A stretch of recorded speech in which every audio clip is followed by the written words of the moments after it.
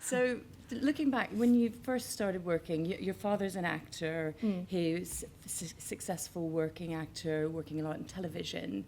How much of an impact did this have on what you've ended up doing? Did he encourage you to work as an actor, or was it more that you caught the bug while you saw him working? I think it was probably more the latter. I mean, he didn't encourage me by any means. I was always very adamant about sort of making sure that people knew that my parents were not drama parents and they didn't push me into any of that stuff at all. But by the same token, you know, I was born in New York, and my mum and dad were there for about 12 years. And they went over there, and they were illegal over there, and they kind of had all different sorts of jobs. And my dad ended up being discovered when he was a bartender by an Irish actor who was working at the Irish Rep, Chris O'Neill. And so he started that way. And, you know, when I basically was born into a world where, you know, the Irish community was very tight, as you'll see in the film. And I think that kind of grew as the years went on as well. And then within that, the Irish theatre community was very, you know, kind of small, and everyone knew each other. And Mam would cook Sunday dinners for all the actors and all the directors that Dad was working with. So I was surrounded by these people, I guess, all the time. And I think they were the type of people as well that, to have a kid around, I think especially to have a kid in New York when they were so far away from home, I got a lot of really great kind of attention from these people, and they communicated with me and all that stuff. So I think that probably influenced it quite a bit. And my, you know, like any parent, my dad used to record me with the camcorder and all that stuff, and he could just see that I was very sort of drawn to it, you know. And I think a lot of kids are like that anyway, but I seemed to really kind of be fascinated by it, and I liked, even then I remember sort of having a relationship with a camera. So yeah. And so the first role that you had, were you discovered? Did you go to an audition? How did that first step into formal acting start for you? The first thing I did was, the very first thing I did actually was a short that Dad was doing. And he came into me one day in the house. They just needed a kid, like, you know. But he came in and he said, he was like, listen, we need a little girl to be in this scene. And I said to them, I think you'd be great at it, you know. I think I had a few lines or something like that. And I really wasn't into the idea of doing it. Like, I didn't know what to expect, really, because I had been on sets with him, but I didn't really know. Like, I was never into, like, dressing up even when it came to Halloween or anything like that. And he said that I needed to dress up as a clown. And as soon as he said that, for some reason, I thought, all right, I'm in. And I did it. And I loved it. I just really loved it straight away. And I really liked... I liked being given a sort of task or a goal and, you know, trying to achieve that and set out to do that, you know. Yeah. And I remember when we were on set, there was one guy who just kept talking, like, the whole time when we were on set. He just wouldn't shut up talking. And I must have been about 7 or something. I must have been so annoying. But I turned to him before, we were rolling and everything, and he just kept talking. He was grown up. And I turned to him and I was like, and he did, and he shut up then, and then we were fine, and the rest is history. But no, it just always felt like a very, very natural thing. Yeah. I felt very at home. Yeah. So. And when did you think this is actually something, or was there a stage, or was it more natural process of evolution where you thought this is the career that I want to do? Or were you like the rest of us and wanted to be a ballet dancer or a doctor or astronaut? Did you? I wanted to be a waitress when I was a kid. A waitress or a hairdresser. Then acting's the right job. High hopes for adolescent Saoirse. Yeah, I really wanted to be a waitress for like a really long time. And then, you know, I started doing it and I loved it. And I remember after I had done my first show that I was in, which was a show called The Clinic, and people like Chris O'Dowd were in it, and Amy Huberman, who's a great Irish actress, was in it, and people like that. I think Robbie Sheehan may have been in it as well. Everyone was in it. And I had been in the first season for like a couple of episodes, and I remember being so devastated when I had to finish, because more than anything, I mean, I loved doing the scenes and I loved interacting with the actors, but I just missed the idea of being part of that family, you know, because it's very intense.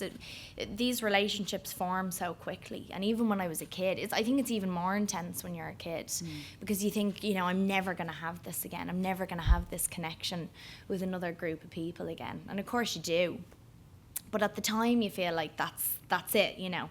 And I, you know, that love was always there, and that just grew and grew. But I think it was probably when I did my third film, which was Atonement, and it was a drama. It was the first drama that I had done, and I was playing this child who was so kind of complicated and in every way so incredibly different to me, and was just working with an amazing group of people. And I think that, you know, working with Joe, working with Seamus and James and Ciara and, you know, Benedict. I mean, all these, when I look back now and I see where everyone is now, all these amazing people that were in this film, it's an incredible world to be involved in when you're that young. And that's when I really felt like I couldn't give this up.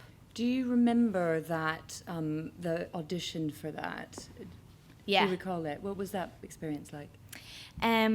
I went on tape because I was living at home. I was in the country in Ireland, and you know, it was too far away, obviously, to just jump on a plane and go over.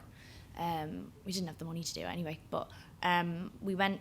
My dad put me on tape, and I did my little English accent and everything. And I remember what scene it was, and I did it every time I was called back. I was called back, I think, twice after that, and I went over to London to meet Joe and did that a couple of times. But every time I would do it, I'd always do the, see, what do you think it would feel like to be someone else? And we'd always do that scene.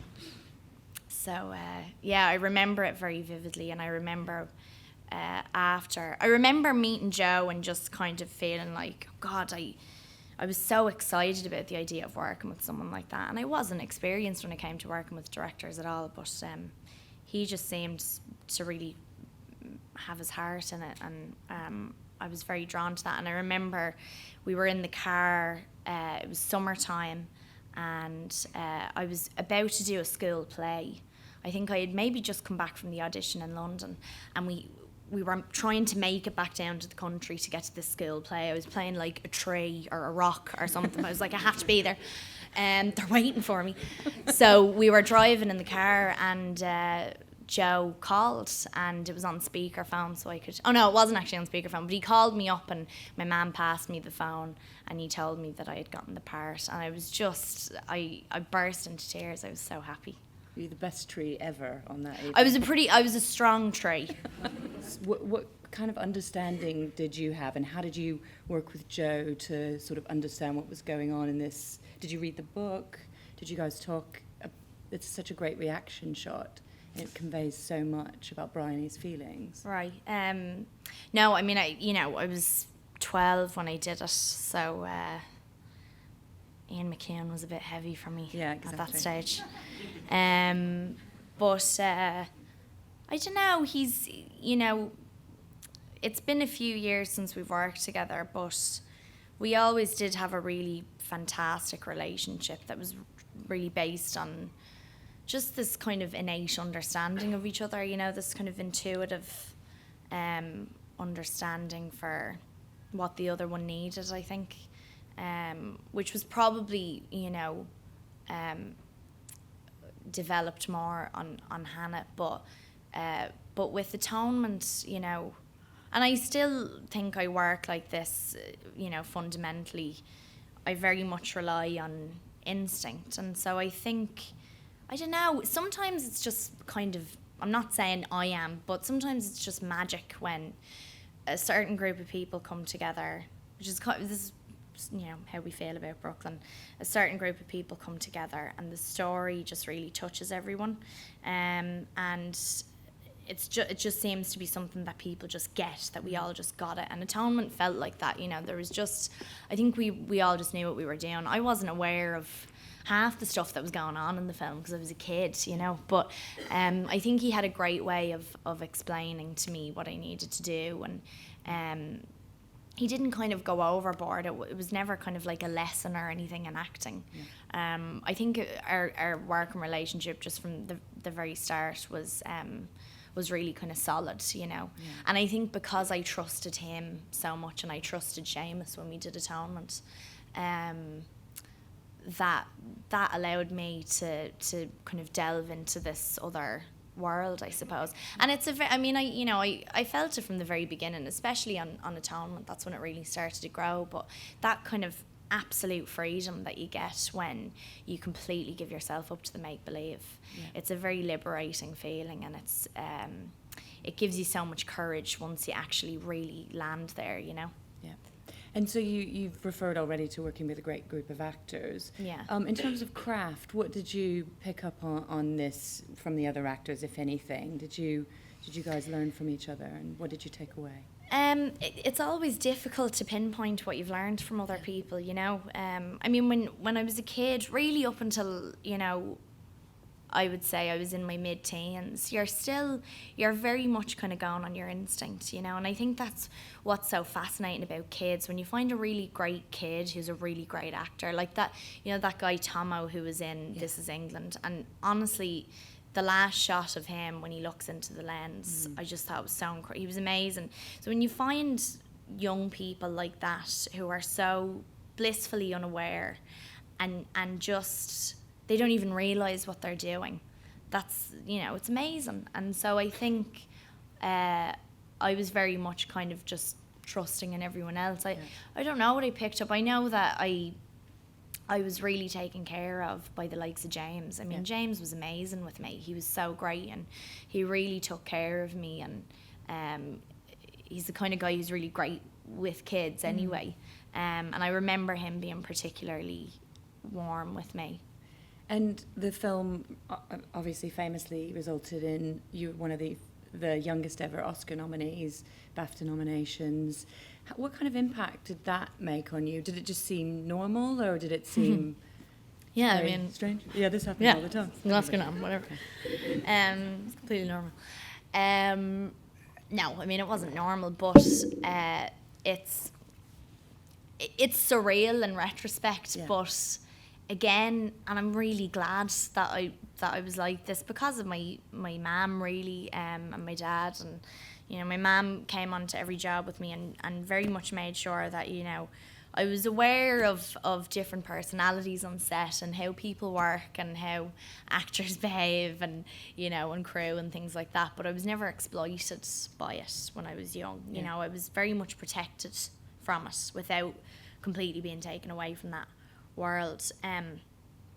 But by the same token, even when I was a kid, I only ever just wanted to work. And so it was like amazing, and I thought, oh, this is great, I've been nominated for an Oscar, that's lovely, isn't it? But, you know, I went into work then that day. I was in New Zealand, and I was doing like a really intense scene, you know, underground somewhere with Stanley Tucci, and it was like back to work, you know. And I think really that's because of my mum. My mum's just, she's amazing. She's just not fazed by any of it at all, you know. She could, apart from John Travolta. When she met John Travolta, she met him at the Oscars actually, and we went, and I was like 13, and none of us, the three of us went, and we had, you know, obviously we hadn't been to anything like that before. That was the first ever award show I had been to, which is mental.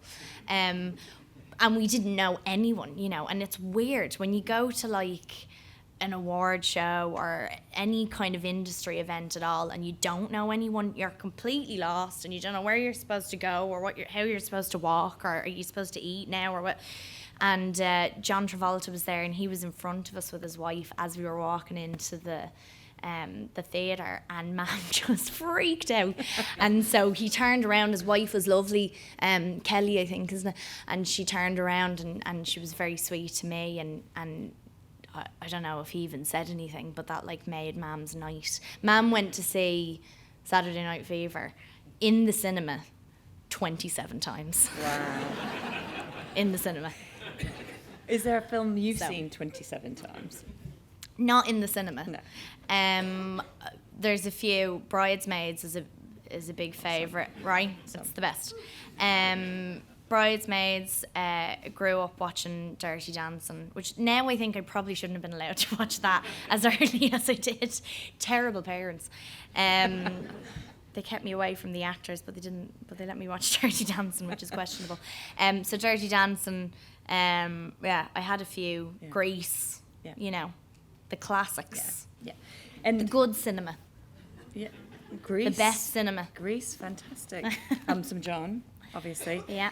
So after that film, obviously you kept working. You did some work with Amy Heckerling, who's a personal favourite of mine. But obviously, to go from the film didn't do as well, maybe as it might. That was have. actually the first film that I did. Yeah. Oh, was it the first one? That was right the very after? first Okay. film I did, yeah. Okay, great. So Yeah. was that really sobering experience to go from the Atonement experience to that, working with a great director, but it not necessarily having the impact? Well, Amy's film was first, Oh, so I'm so sorry. so no, that's okay. Everyone thinks that Atonement was first, but it actually wasn't. The very first film that I did was with Amy. Okay. A bit of a mouthful. The title was "I Could Never Be Your Woman," like the song. With Michelle Pfeiffer. With Michelle Pfeiffer and Paul Rudd was Yeah. in it, and John Lovitz and all these. Graham Norton was in it as well, which is mental. And I don't know if I said it to him when I was on the show the last time, but he's actually in it for a bit. Yeah, that was the first thing I did, and so I just remember when I think back now, I didn't know when the premiere was going to be or anything like that, and I got a little dress in Notting Hill actually on like Portobello Market or something, and I had done Atonement at this stage, and it was like 3 years later, and of course now I would know the film it's not going to come out, but at the time I thought it'll come out eventually, right, won't it? Cut to like 5 years later and it still hasn't come out. So no, that didn't really sober me up necessarily, but I feel like I've certainly now, I mean, I'm incredibly grateful and just kind of over the moon with the reception that we've had to Brooklyn, because that's why I think it's so much, it's not natural, but it's certainly easier to handle attention or success or any of those things when you're a bit older, if you've actually gone through it and you've been on either side of hype or any of that stuff. Yeah, so sure. Yeah. So I want to talk a little bit about craft as well too, because you've had so many different kinds of roles. Obviously dramas, really powerful dramas. You've worked in comedy. You've worked in action films.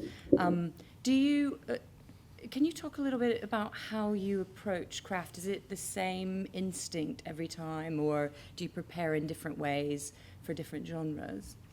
It's changed only a little bit. I think Brooklyn was the biggest shift for me because, the main thing for me from the very beginning was that I always wanted to play somebody different to who I was and different from the last character that I've played. I never wanted to repeat myself, and even I noticed like a few years ago I was getting the whole you're so ethereal when you're on film and so otherworldly, and I thought, oh God, I need to get rid of that and I need to do something else. And then I did like Hannah or something, or How I Live Now or something like that. So I'm always very aware of wanting to shift every time, and because I just think it's important as an actor, as a director, as a writer, anyone, you need to constantly be stretching yourself and learning more, and but when it comes to how I actually work, I mean, I don't, to be honest, I don't over prepare really. I probably sounds very unprofessional, but I don't do notes in my script. I read the script and I learn my lines, and then I go on set. Yes. And that's kind of it, really. I think if I was playing somebody who was a real life character, next year I'm doing an Arthur Miller play, so obviously I'll be reading loads about Arthur Miller and that whole time and everything. But in general, I've also been incredibly lucky with the standard of writing that I've been dealing with since I was a kid. I've worked with incredible screenwriters and playwrights, and the scripts, as far as I'm concerned, have always been really great. So to be able to rely on that and trust in it is a real gift, I think. Yeah, I mean, you've worked with incredible screenwriters also quite a few times with adaptations of really, really wonderful books. Yeah. Do you go back to those books, Lovely Bones, How I Live Now, obviously Brooklyn? Do you go back and read the books as well, or do you like to just keep the screenplay as the main text for you to work from as an actor? When I'm working, it's very much about the script. That is the focus, because as I said, they've all been so wonderful and well-rounded. And with Brooklyn in particular, I mean, I had actually read the novel a few years before I even heard about the script.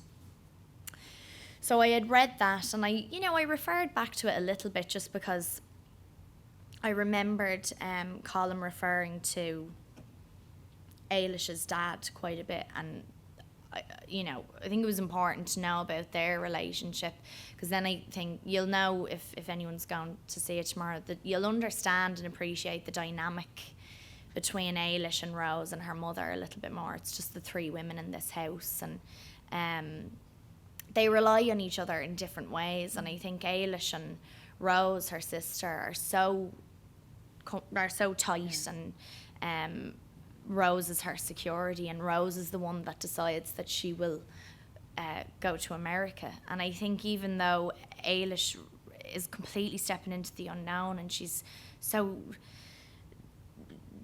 terrified, and I think she's almost a little bit in shock. She trusts her more than anyone else.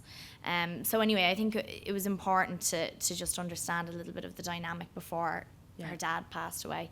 But in general, I've gone back and I've read Lovely Bones, and I just sobbed. I read it, and I pictured Rachel as my mum, and Stanley as my murderer.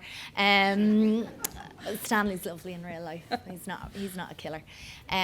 He's a lover. But yeah, it was interesting to go back afterwards because it's so vivid, and you're adding your own experience to it, But I think a lot of people kind of can run away with the whole just comparing the novel to a script. We always need to shift certain things and alter certain things in order for it to fit that format. Of course. So in addition to these big meaty dramatic roles, you've also done quite a lot of genre cinema. Is this something that speaks to you as a film fan? Do you like genre movies? Is it something you want to do more of in the future? When you say genre, do you just I'm thinking, I guess I'm thinking Hannah in some ways has like genre stylized elements. sort of. Yeah, thrillers, Byzantium. Yeah,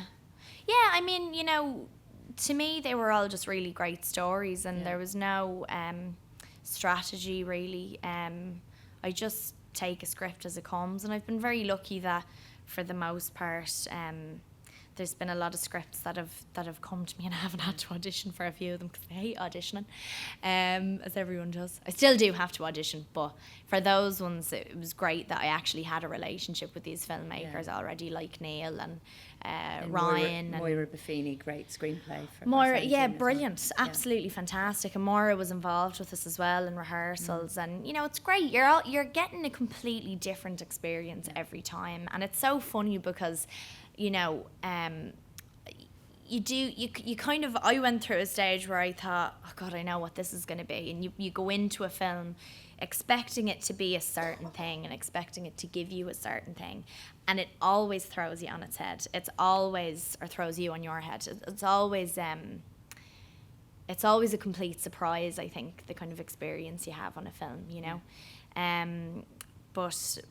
But yeah, I like doing small films. I like doing films that really know what they are. I'm proud of things like Byzantium and Lost River and Hannah and all these small little films that maybe not a lot of people have seen and didn't make a lot of money, but the people who have seen them are quite interested by the take that the director took, or the perspective or the look of the film, or whatever. And you do, with smaller films like that. I remember on Lost River, we were just talking about it backstage. The director was a first-time director, and we had so much freedom to try out so many different things because he was figuring out what way he wanted to work and what the look for the film was going to be for him. And even when it came to dialogue, we weren't kind of tied down to a script, which was very new for me, and I wasn't used to that at all. But we all were kind of taken out of our comfort zone a bit, I wondered about the physical choreography here. Do you recall working like that, and did the technical side of that get in the way of performance, or did you find that fun and No, it enhanced it, absolutely. Yeah. It was so great. It was even just I mean, like, you know, when Joe and I did Atonement together, one of the very first things that we worked on was Bryony's walk. And so as soon as we started rehearsing for Hannah, it was the same thing. He wanted her to be quite feral, understandably, and sort of imitate the movement of, say, like a snow fox, or, you know, animals that she would have grown up with and would have been in her environment as she was growing up. I mean, she's an odd, weird little alien, you know, and to tap into the mindset of somebody who, you know, you've never seen anyone like Hannah before, was great, and it was so exciting. And at that stage, I had been working for a few years, and so in that way, just to go back to what you were saying before, I relied on instinct, but other things started to come into play, and you're kind of able to use, you understand what you're doing a little bit more, so you know what you can tap into and what you can use and what you can, you know, dial up and tone back. And I mean, it's never as technical as that. You never think in that way, but I think that just kind of naturally starts to happen. But yeah, with the movement and the stunts that we did and the choreography, it was like that. It was the heart of the film for me, you know. And I mean, even just seeing that is so disturbing. It's like she's a demon. She's like she's a machine, the way she just snaps into it. And it's incredible to get to play somebody like that who's very... who just shifts so quickly, you know. Yeah, it's great. So polar opposite, really. Brooklyn, very, very different kind of performance. Yeah. So you've talked about being a New Yorker. You've got a real connection to the film. Yeah. How much did this matter, and how much did you draw on it when you were working on Eilis? Everything. Yeah. I only watched it the other night, so I'm like, I don't know. That's an incredibly moving scene. What Eilis is going... No, it really is. What Eilis is going through is so heartbreaking. You know, I think we've all gone through it. Everyone in this room, whether you've moved country or moved down the road from your parents or gone to college or moved from somewhere else in the UK to London or whatever it is, the realisation that sets in. I mean, I got it when I moved over here. The realisation that sets in, that you can't go back, that once you've made that step, you can never go back to how it was before you left. And you can't prepare yourself for that, you know. It's not something that anyone tells you about, really, when you leave home. Yeah. And I thought I'll be fine. I've been working in London for years, and I come here all the time, and I have lots of friends here, and it's so similar to home and stuff. But there's a line later on in the film when something kind of draws me back home, and the guy that I have a relationship with says home is home, you know.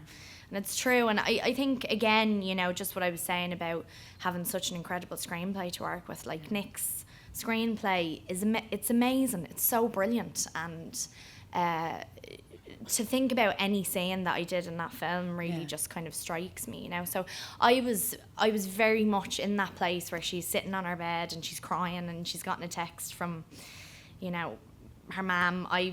You know, that's the way I was. And I still get that way, you know, and I don't think you ever really get over that. Yeah.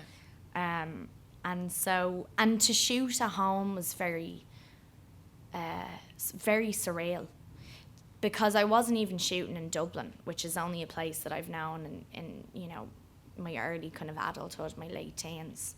Where I grew up was in the countryside, and I don't live there anymore, and that's very much the past for me. And you know, I was so desperate to get out of there, and then kind of over the last few years I've started to mourn the simplicity of it and the beauty of living in a place where everyone knows each other, and you know, it can drive you mad, but it's also kind of beautiful from a distance. And to shoot in a place that was 20 minutes away from where I grew up, and I had that, and bring my work world into that, which was always kept so separate from home life, was an incredibly vulnerable place to be in. And I, you know, even now, the flood of emotion that I get just when I even think about Brooklyn, it just means an awful lot, you know. It means an incredible deal to me. And, you know, all the other things that you saw, like, they've done so much and they've helped me so much to learn and to grow.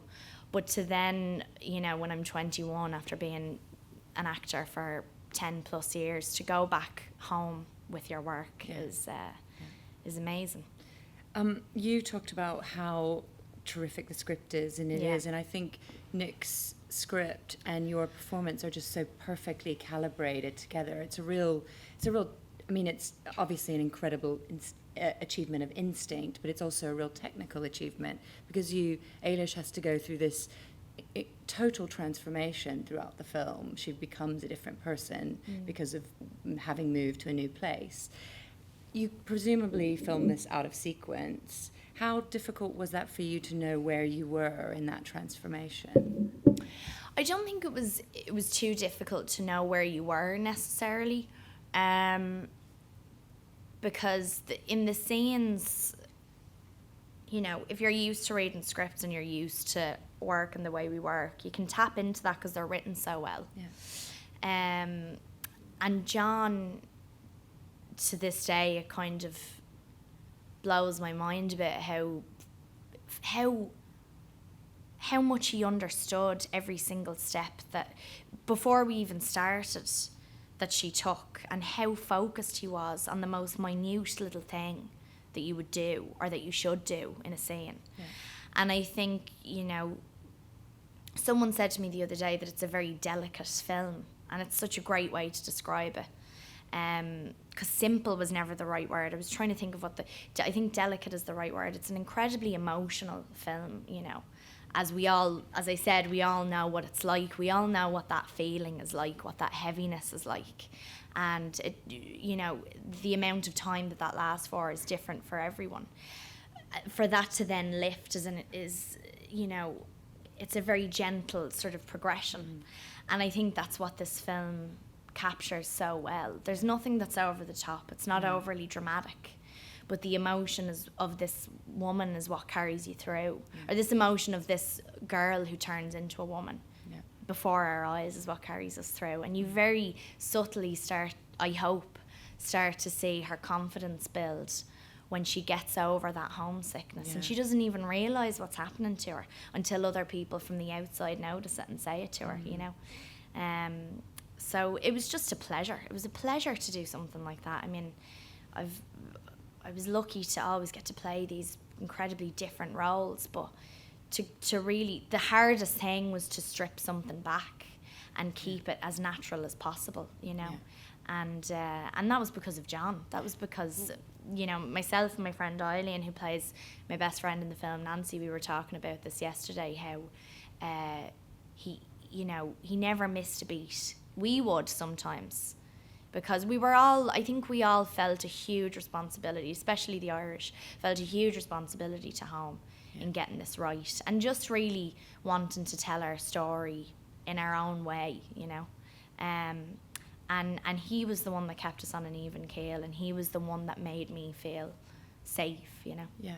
So can you expand a little more on working with John, because he's obviously one of the directors you've worked with who has real experience in theatre. Yeah. Does that change, does that make him a different type of director to work with?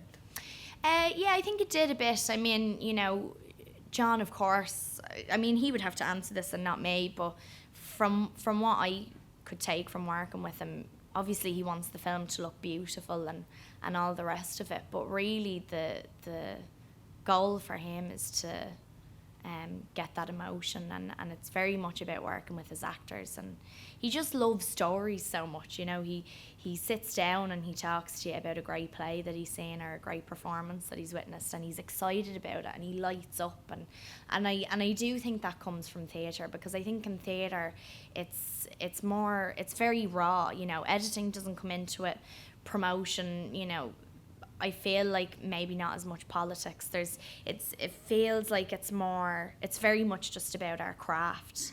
And so if you're the type of person who comes from that world and has spent so much time in that world, it's really refreshing for the likes of me, who's never done anything like that, to work with someone who just won't let me away with anything. Yeah. And, you know, there were times where I probably wanted to go quite soppy, or I thought, okay, this is the romantic scene, so we're going to romance it up. And he'd dial that back every time, you know. He never wanted it to be too much. And just in order to do justice, I think, to Nick's script and Colm's book. Yeah. Did he shoot lots? Did you do many takes of each scene? Yeah, we did quite a few takes. It depended. I mean, you know, we shot the whole thing in 8 weeks. And really, incredible. I know a lot of films are being made now in like 3 weeks, but that's usually when you're doing a lot of handheld work and you don't have proper shots that are set up, you know, proper dolly shots or tracking or whatever it is. And so we didn't really have a bunch of time to do everything. So we had to keep moving. And yet, if that was another director, he may have been a bit kind of complacent about, or they may have been a bit complacent about it and just thought, okay, right, we've got that, we've got to move on. But he never moved on until he had what he wanted. Never. And at first, you're kind of nervous because you think, I'll know if I don't nail it, like, I'll know if I don't get it, because he won't move on otherwise. We still have to finish a few scenes, actually. No, I'm joking. But yeah, and so because of that, even though it very much took you out of your comfort zone, because you knew he wasn't going to bullshit you, like, you could completely trust him because of that, you know. He wasn't going to just tell you it was amazing for the sake of it.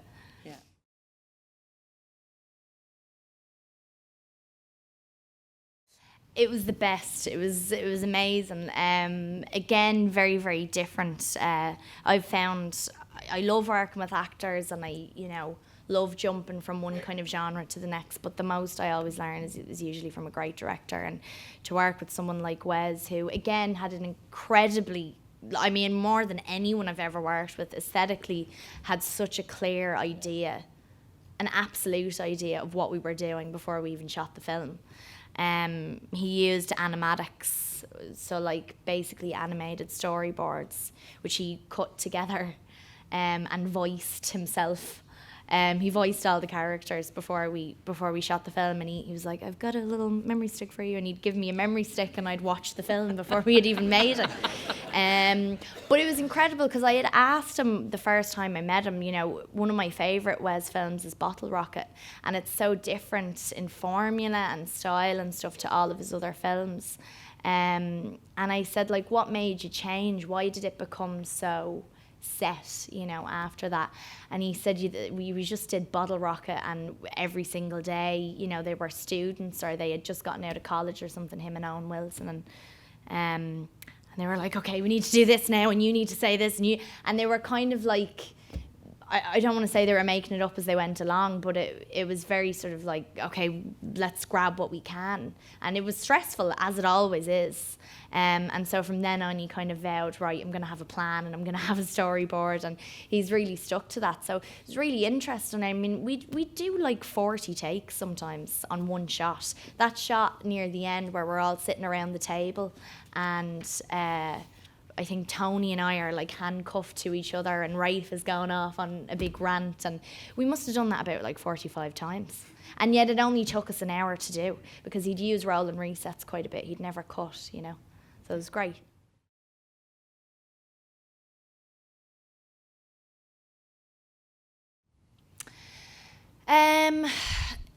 Every role has its own challenges, you know.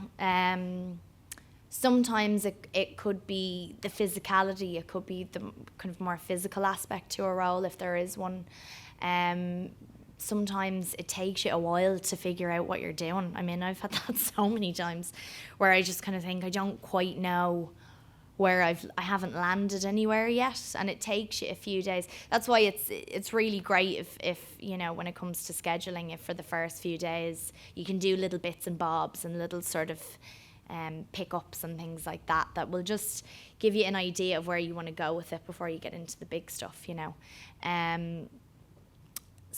and they should all be difficult and they should all be a challenge, because otherwise, what's the point? The hardest role for me was Eilis in Brooklyn, because just the effect it has on me. I don't know what it is. It's just I'm still very much washed with emotion. A journalist back in Ireland actually said to me a couple of months ago when we were doing long lead press for the film, he's known me since I was younger, because there's only like 4 journalists at home anyway, so we all know each other. No, but I've known him for a very long time, and he knows my mum and dad, and my dad's an actor as well, so he's seen him on screen and he's seen myself on screen. But he said to me, this was the first time that I saw your mother on screen. And I was like, it's my mum.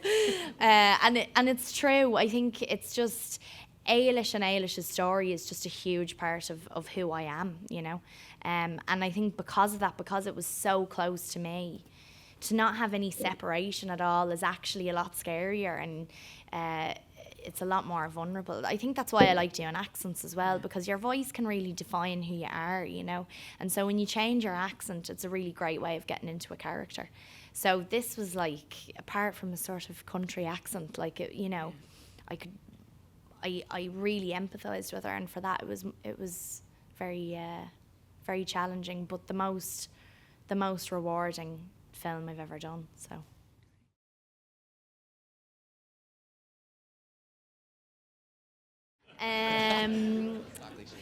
Jimmy Choo. Disco balls, Jimmy Choo's, John Travolta dance moves. Do I still seem grounded? So it just turned into like such a drama kid. I think where I come from, I think growing up in Ireland, it's not an industry town, because of the type of people that we are. We all kind of remind each other of putting our feet on the ground, very much so. And it's a good thing, ultimately it's a good thing. So I think it helped growing up with that. My mum is just, I know I've talked about her a lot, I've been talking about her a lot because I love her so much, but she's great and she's my best friend, and she's, as I said before, she's just not fazed by any of this. So I think when you have someone like that as a role model, and that's the person who you've always looked to as your right and wrong, it's a good guidance to have, And also just as well, there are a lot of people that have lost their way, and I think I used to be quite judgmental about it. Now, some of them deserve it, some of them don't. But there are a lot of people who have lost their way because, there can be an incredible amount of pressure when the industry and the business side of it start to come into play. It's actually a lot simpler. I had a dream of just going on set, and I'm doing a play for the first time next year, and I can't wait to just, even though I'm terrified, get on a stage and just be working for 6 months and not have to worry about all that other stuff, because it is a different world and you're having to adapt to all that, and first world problems and everything, but still it's it can be a lot of pressure for people. So I think you need good people around you, and I think if you're not in it solely just to work, then you shouldn't do it.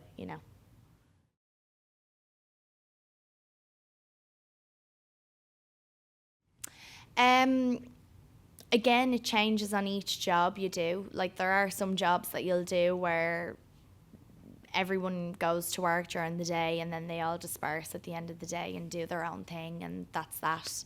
There's other jobs where it's incredibly social and you're not just kind of relying on each other on set, but you're friends. And I started to have that when I was working away on my own, which is really great. It's been like a whole new experience for me. But I think, if you want a film to work, if you want a story to work and really come together, you can't do it on your own. You just can't. It isn't just down to one person, even though before anyone else I would look to the director, and it is the director that I want to please at the end of the day. I want them to be happy. But it takes everyone, and I've found as I've gone on, and you're more aware of how sets operate and how different crews in different countries even operate. If there's one bad energy on set, it can really affect a set, Everyone needs to be there for the right reasons, and you can feel it when they're not, So I think that's very, very important.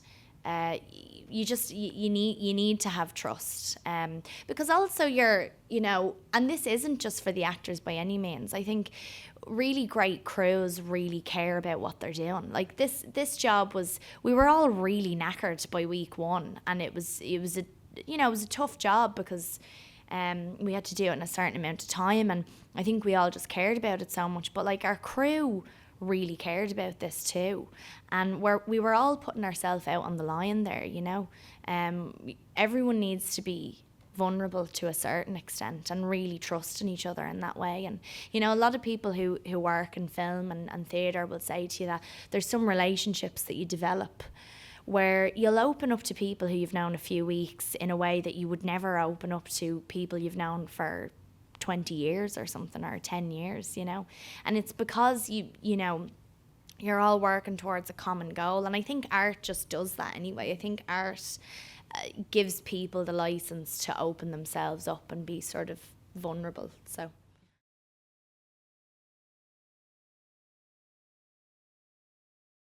I'd love to. I would. For years, I've really, really wanted to do a musical. I don't know if I'm even a good enough singer, but I'd love to do it so much. I love the idea. I think Hannah gave me a taste of that as well, getting to do choreography, even if it's fight choreography. It's great to bring movement and to bring that kind of energy into something.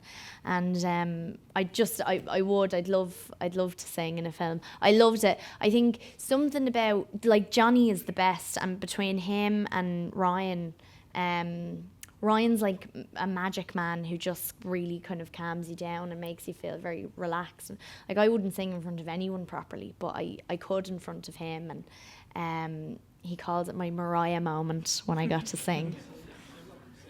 Thanks very much. Grease it's on 3. iTunes, I think. Just saying. And you can do Grease 3. They're looking for a lead. Grease. Yeah, do you want me to do Grease? Yeah. Audition now. Audition? I've just showcased my musical ability there. BFI.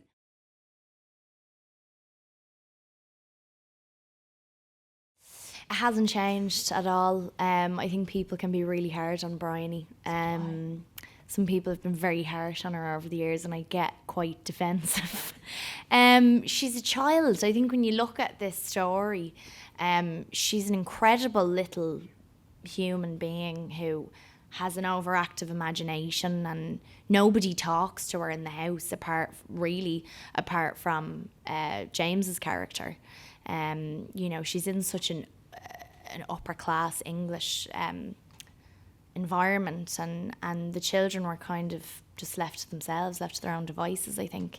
So her therapy was writing and creating and imagination. And I think I'd imagine when Bryony had a question, nobody would necessarily, you know, explain it to her or answer it for her.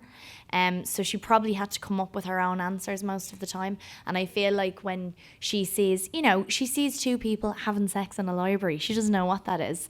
And so I think the only friend that she can turn to, since one of them is up against a wall, is her imagination. And that's the only thing that really makes sense to her. And of course it has awful repercussions, and it's terrible what happens.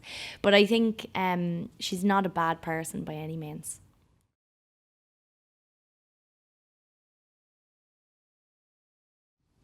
Well, when I was about 10 years old, I did a little short called Ed the Baker. It was about this guy who was a baker, and his name was Ed, and he had gone bankrupt. His bakery wasn't really making an awful lot of money, and so his wife went away for the weekend, and he was left looking after the kid, and he decided, right, I'm going to trash the bakery and get the insurance money. And there's a big hoo-ha in the town about this when everyone found out. So I have actually stepped behind the camera. No, genuinely, Ed the Baker was actually made, and I was probably a bit of a control freak about it, but I loved it. I've always really loved the idea of directing. However, I wouldn't just want to step into it and kind of go, oh yeah, I've made a few films, so of course I know how to direct. It's a completely different thing, and I would really want to technically be as prepared as I could, because I know when a director goes into something for the first time, like I was saying about Ryan and other first-time directors I've worked with, like when you're acting as well, but even more so, you're finding out your groove, you're finding your groove and how you work, and you know, the responsibility you have is so huge. So it is something that I've always wanted to do. Yeah, I'd love to do it at some stage.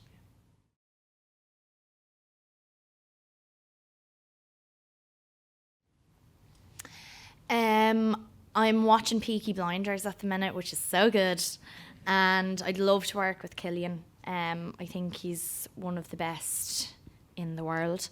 I'd really love to work with him. I would love to work with Maggie Smith. Our producer has worked with her, and I think she's amazing.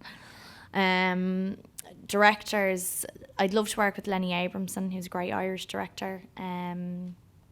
There's lots of there's a lot of great female directors actually that are finally coming to the surface that I've had meetings with and things like that, and I'm working with one next year that I'm really excited about, and one of those women.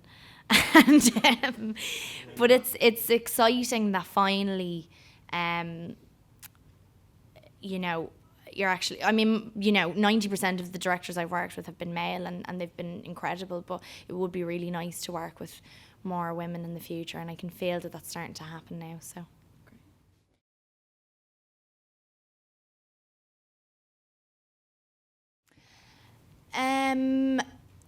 It actually is. It hasn't been before with other films. It has to a certain extent because it's not about that for me. But, you know, when people are saying to you, you know, I don't know, you're gonna win the race, or whether it's true or not, and it's completely out of your hands. Of course, you're aware that all that stuff is being said, but I think the good thing now is that I've been on both sides of that, with the likes of Atonement, where that buzz did turn into something, and that was really great, and on other things where it just hasn't. And I know now that it's not simply down to whether a film is good or bad, like so many other elements play into that, you know. If something like that were to happen, great, like that'd be brilliant. But honestly, genuinely, and I know everyone always says, oh, I don't care as long as, you know, we've had a great time. But really the satisfaction that I've gotten from doing this, and since Sundance in January, the reaction we've had has just been a dream. You know, we know this is a once in a blue moon thing, and this just doesn't happen very often. I keep touching wood because you're kind of expecting it to go away, but that's how much you kind of appreciate it, you know. So you just have to take it as it comes. But so far, to have gotten, you know, when someone from an audience comes up to you, regardless of the city, regardless of whether they have an Irish connection or not, and has exactly the same reaction that you had when you made the film, and it affects them just as deeply as it affected you, that's incredible. That's very, very special. So we're so proud. We really are. And whatever comes after that will be what it is.